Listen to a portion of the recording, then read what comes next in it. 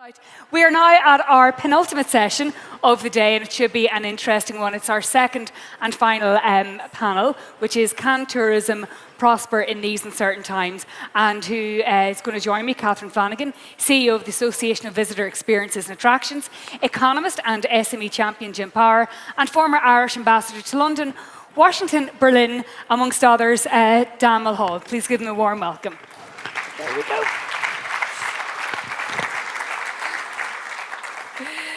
My goodness, you're all very, very welcome. Who shall I target first? Jim. Any reason I'm on the far left or far right? It's not for me to say. There we go. The health of the tourism sector, Jim, like so many others in this economy, is at the mercy of global as well as domestic factors.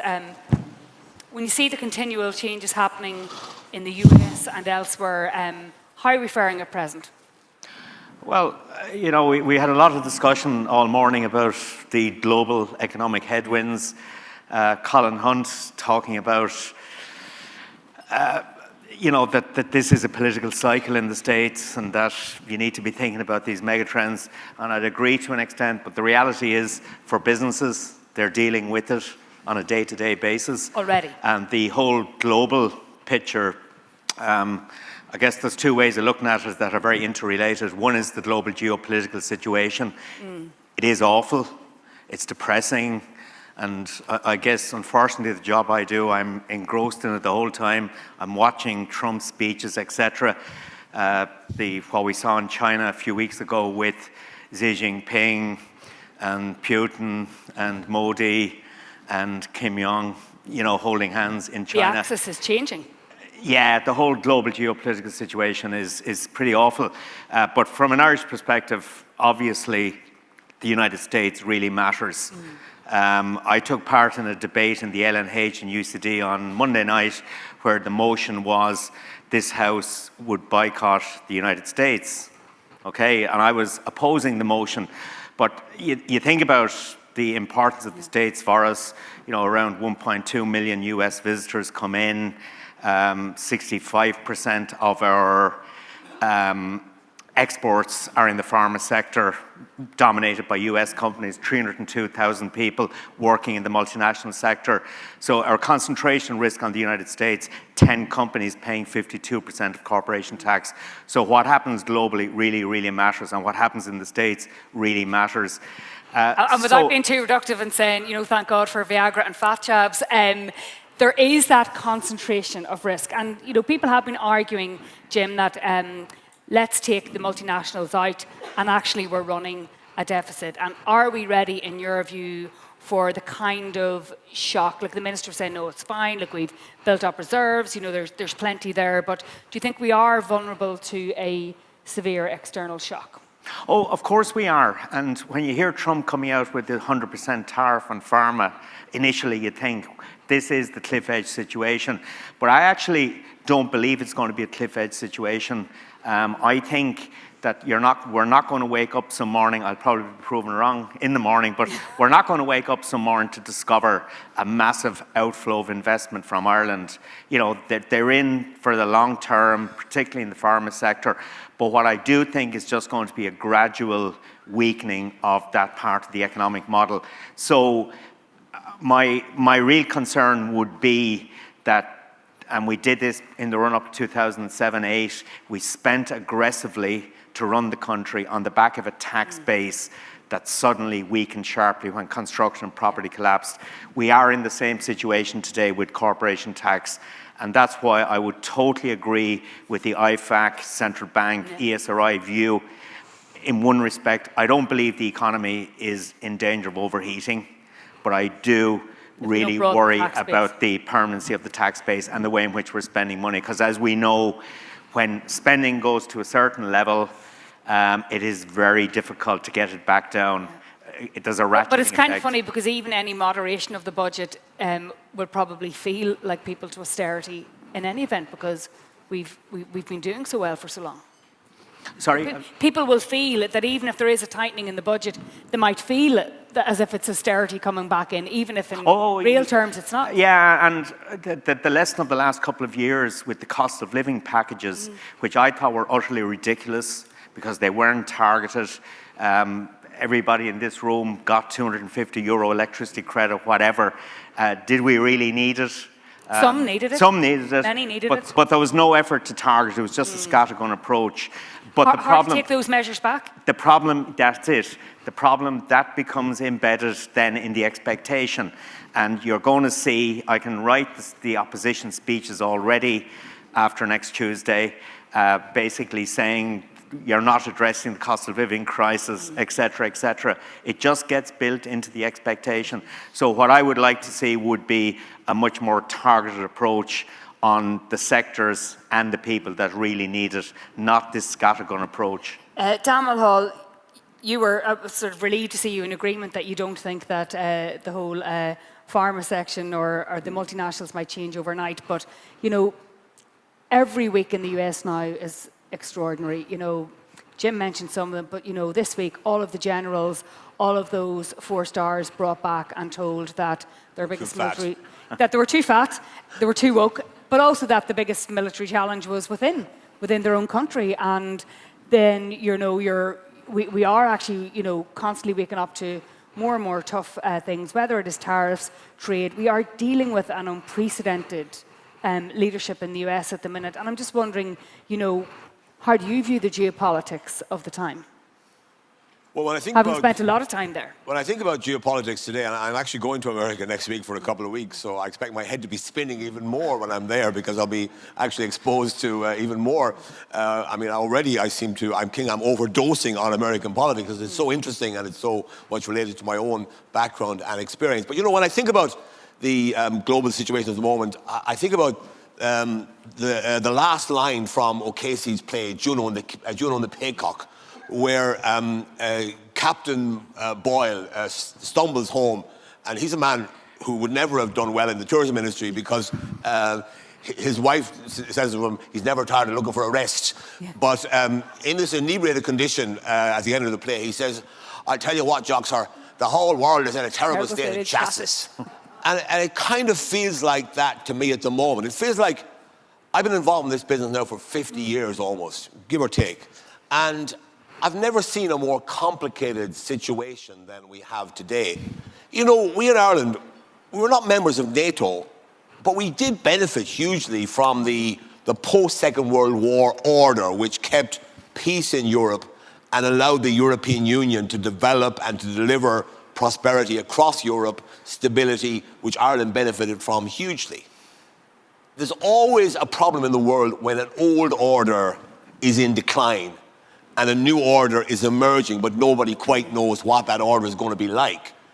So we benefited from the fact that the United States, which happens to be, you know, a country that we can relate to because of historical and personal connections and the English language and all of that, and, you know, being part of a large kind of Anglo-American Irish cultural space, right?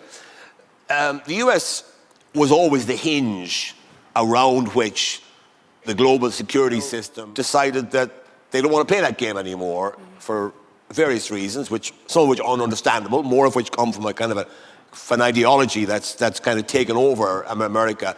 But they basically are no longer a reliable security partner for Europe, which they have been since 1945, even though we've had Democrat and Republican presidents. It hasn't mattered. There's been a solid commitment to European security.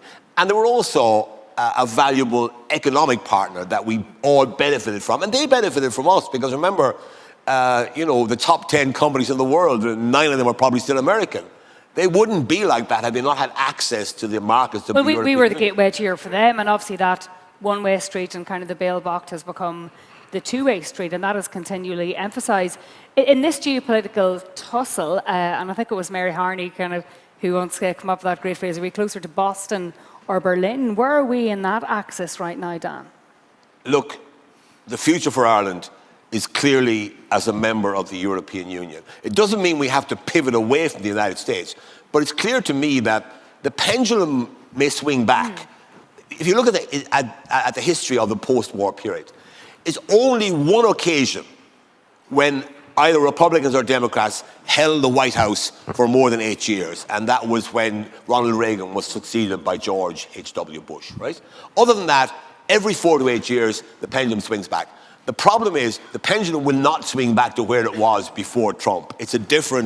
We're in a different space. The pendulum will swing back to some degree, but you're going to have a new version of the Democratic Party which will emerge and may take over either in 4 or 8 years' time.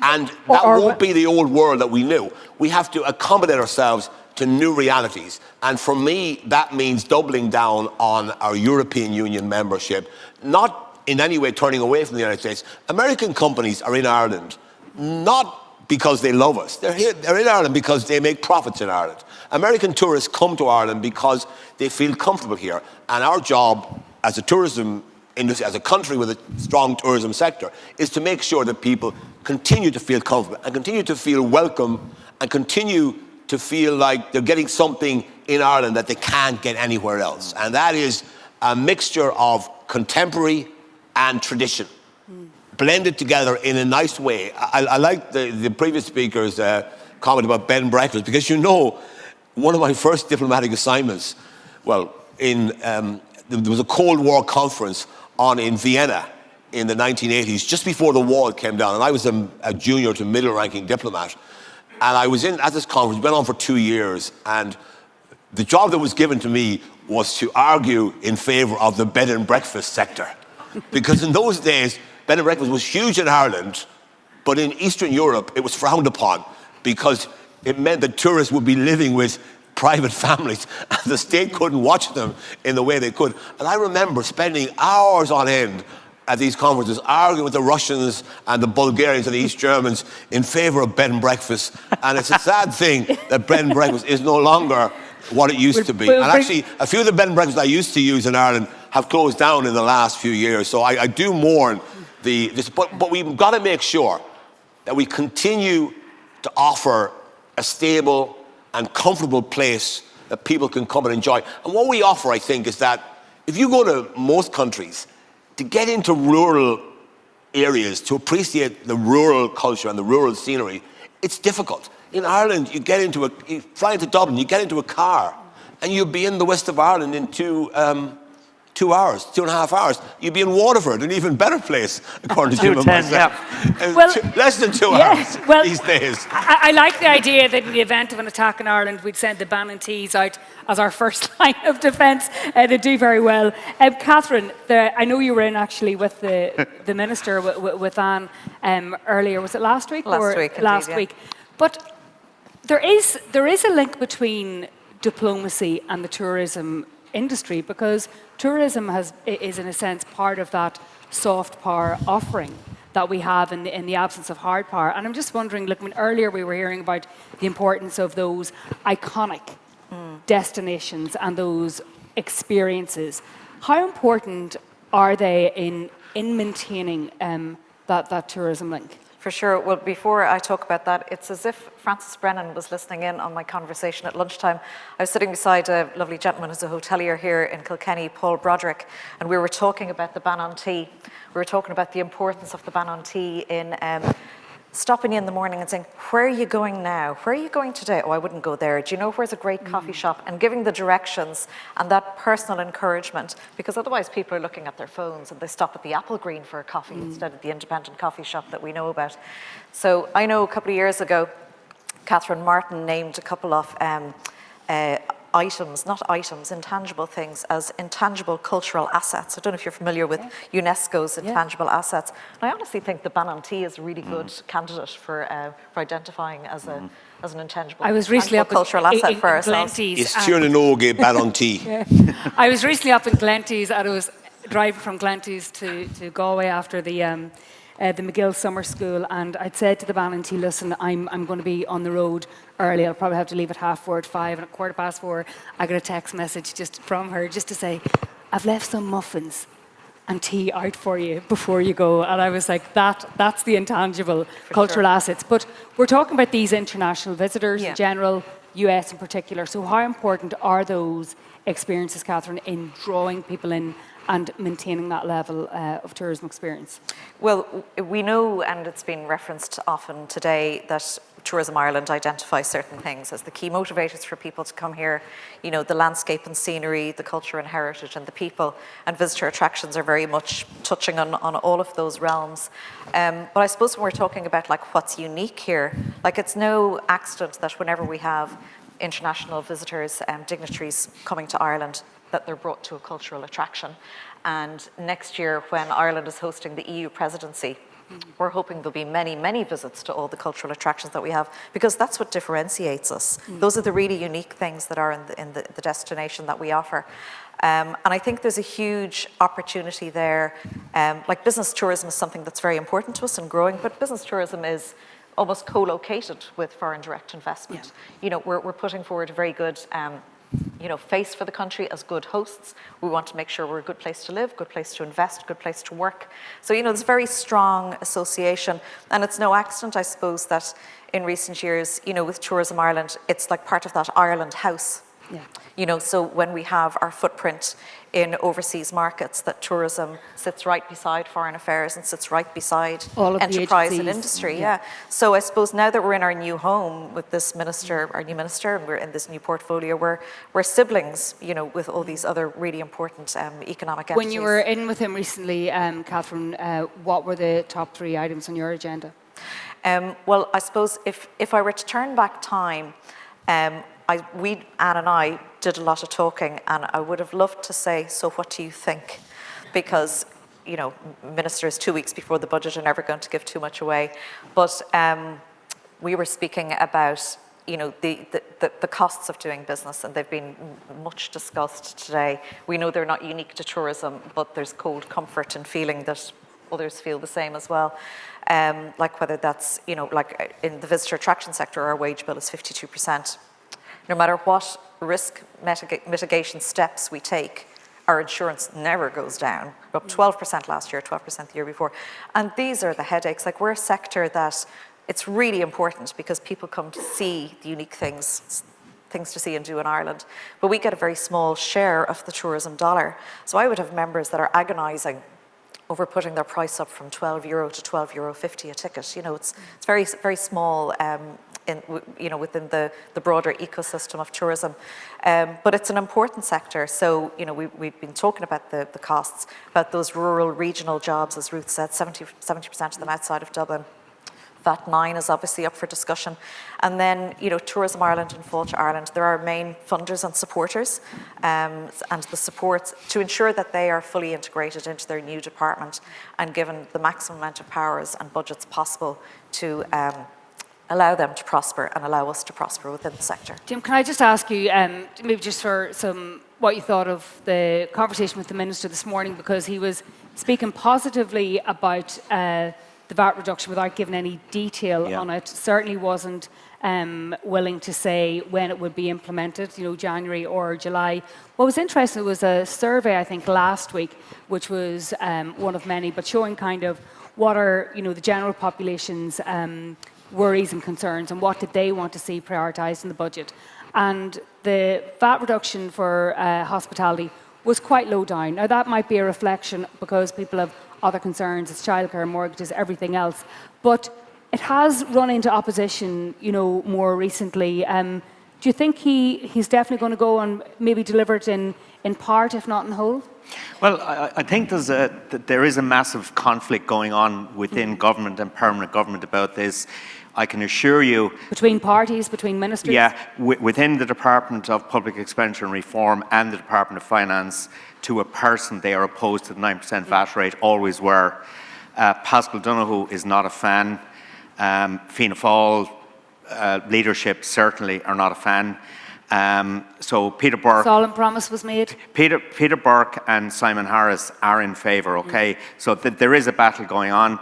I think the 9% will be introduced, but I think it's probably going to be from the 1st of July, because that's a short-term solution to a long-term problem, if you want to put it that way, because it'll just cost half as much in the first year, and we'll worry about the 2027 next year okay, sort of pushing And the problem down the road. Do you think he'll exclude maybe some of the more fast food outlets from Well, it? they claim they can't do it. I can't see why they can't do it. I think, I know in my dealings with the revenue commissioners over the years, they can do whatever they want to do if they want to. And you would know that, I think. But I have to say, I've always been a fan of the 9% VAT rate since 2013. And I've always argued it should become a permanent part of the cost base for the hospitality sector, accommodation, etc. But the problem, of course, now is that we are entering into more challenging times fiscally, although we're still running surplus. If you strip out the Apple tax and the other sort of once-off taxes, or the transitory taxes, as the department would describe it, we're running a significant deficit. So there is, and of course, with the everything... GDP versus GNI, with everything that Trump is doing, it's posing a challenge to Ireland, full stop, okay? So 1.5 billion net tax package, if they introduce the 9% VAT rate from the 1st of January, that's going to use up a huge chunk of that. And that is the real opposition at the moment. I was really, and I know Peter Burke for a while, and every time I see him, I think he's getting better. He's developing. I thought he was brilliant this morning, personally. I think he gets it. He understands small businesses, and that's his accountancy background in Mullingar as well. He understands small business. He understands the cost pressures. And I would hope to see, as well as the 9% VAT rate, a whole load of other measures, like employers' PRSI, other measures to address the cost base for small businesses, because it has gone up dramatically. And we were discussing the sort of concentration risk with the multinational sector. There's a couple of things you can do to deal with that. One is we need to diversify our foreign direct investment and our trade relationship. That takes a long time. It doesn't, we're doing a lot of work in Canada at the moment, for example, but that takes a long time to build up those relationships. The other thing we have to do is build up the indigenous side of the economy, and it's agri-food and it's tourism, and they're both inextricably linked to each other. That's where the focus has to be, and from a regional economic perspective, those sectors are particularly vital. Dan, can I just ask you, having spent a lot of time in the US and still obviously very strongly connected there, how do you think we are perceived right now by the US, both in terms of, the Céad Míle Fáilte, but obviously, people are looking to Ireland, the position it has taken in respect of Gaza, recognising statehood, everything. When you look at particularly the changes in the administration in the US, how do you think we are seen now? Well, look, I think there are challenges to our reputation, but I wouldn't exaggerate those challenges. I think the bottom line is that most Irish Americans have a surprisingly emotional connection with Ireland. I mean, even people who may just express it once a year or whatever on St. Patrick's Day, but there's something there that's not got to do with politics or any kind of intellectual fabric. It's got to do with their sense of who they are themselves. Let me give you one example. I was out just before COVID giving a talk at the Emerald Society of the Tidewater, which is an Irish-American organization out in Virginia, near Norfolk, Virginia. And I was picked up by this lady who was probably fifth generation Irish-American. And I got into her car, and from her mirror hung a copy or her National Library of Ireland card, right?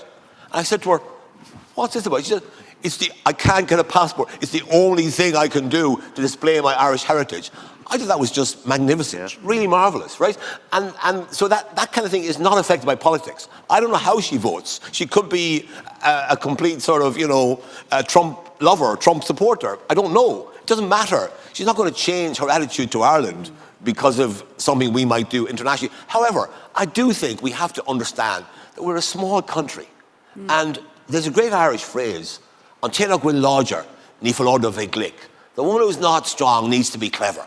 And I think that, people talk about you have to have values in your foreign policy. You have to have interests. And the key to a foreign policy is to combine your values and your interests. Not easy to do, but you got to do it.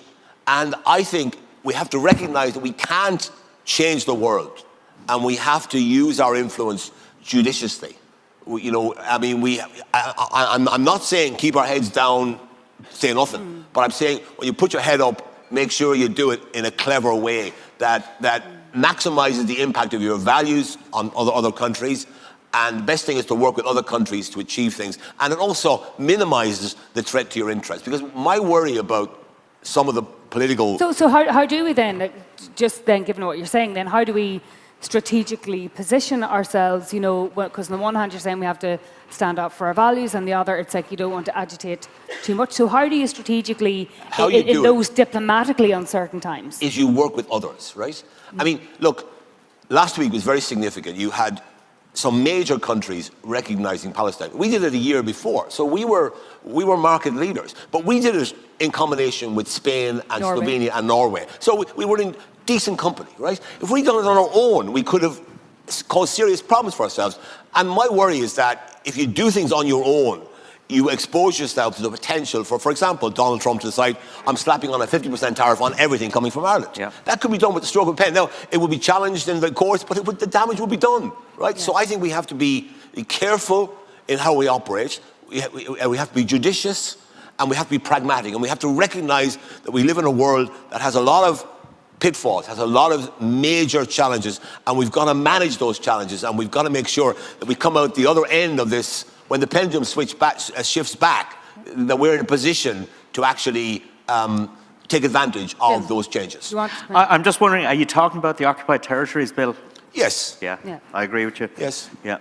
I mean, I'm in sympathy with the idea behind it, but I just fear that it could, unless we do it with 3 or 4 other countries, that's a different story. Absolutely. I think we should be working within the European Union and there's an increasing amount of concern in the EU now about what's happening in Gaza, increasing skepticism about Israel, and we have to build that up and try and put pressure on Israel to try and stop this conflict in Gaza and to pave the way for some kind of political process. I think what happened this week was actually quite encouraging to see that at least now there's a plan. It may not be ideal and people are complaining about it already.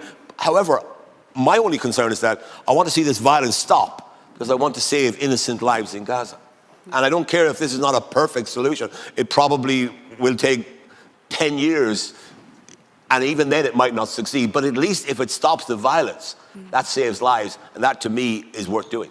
So just finally, Dan, then just on that final word to you then, in terms of, a lot of what diplomacy about is selling messages. Yeah. To new audiences, different audiences. How important is the messaging then in terms of where we are in this moment? Incredibly important. I mean, look, I have to say, just from my life on social media, I'm still there, even though it's very toxic, but I see a lot of people now who are trying to turn our country into an angry, aggressive country, sort of wanting to turn the clock back in ways you can't do because nobody in Ireland wants to do that, but all the time, using these slogans, which are very effective, and I think we have to make sure we don't become an angry, introverted country. We need to be a country, a haven of stability. We need to put a message out to the world. I think we've got good opportunity when the Ryder Cup comes here in 2 years' time to show that we can be respectful, that we can be welcoming, and we don't, generate this hostile atmosphere towards people. I think, the Céad Míle Fáilte continues to be vitally important, and we've got to make sure that we preserve that combination of, let's face it. I remember talking to somebody in Germany when I first went there who said, I used to go to Ireland in the 1950s, in the 1960s, said, you couldn't get a decent meal anywhere in the country other than maybe 1 or 2 hotels in Dublin. Now, you can go to any village in Ireland and you can find a restaurant of the highest quality. We must make sure we don't lose that. Yeah. No. But at the same time, we have to make sure that we don't lose the vanity element of our offering to tourists. And that's why I think mixing, I'm always delighted when I go to a place and on one street you have a traditional music session and then you have a rock music venue as well. To me, that's the kind of Ireland that I think we should be presenting. I remember meeting a guy in Washington who said to me, he ran a dance school for many years, and he took his students to Ireland, and he said he was amazed to find people interested in techno dance and rap music. But he was quite pleased about this because, you know, we can't pretend that we're the kind of Ireland we were in the 1930s, 40s, and 50s, right? No, we're a different Ireland, but we've got to present that Ireland in a positive way, which actually will appeal to people.